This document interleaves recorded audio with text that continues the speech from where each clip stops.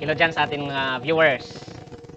Ngayon ay matutunghayan natin ang iba't ibang bulkan sa buong mundo na kinilalang mapanganib at mga aktibong bulkan. Tayo po ay magsimula sa Asia na makikita natin sa Indonesia. Kinikilala ito na Mount Merapi na kung saan madalas sa panganib itong sumasabog at kadalasan nagdudulot ng mabilis na pagdaloy ng pyroclastic. Sa Africa naman, narito ang Mount Nyiragongo. Ito ay sa Democratic Republic of Congo. Kilala ito sa sobrang likidong lava niya na mabilis dumaloy at nagdudulot ng malawakang pinsala. Sa Europa naman, ang Mount Vesuvius. Ito ay makikita sa Italia.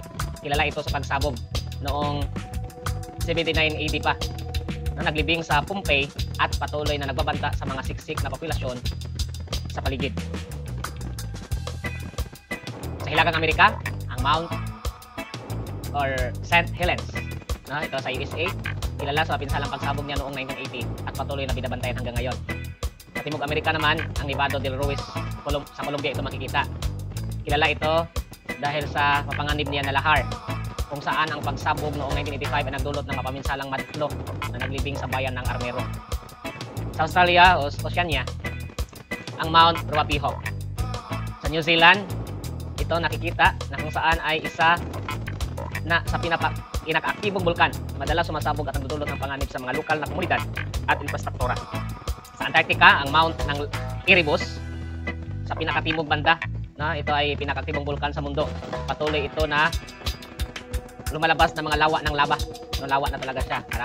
Marami na ang lava na lumalabas sa kanya.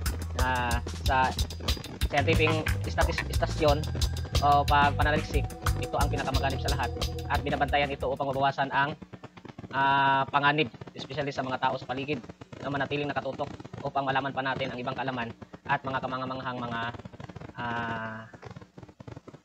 palabas.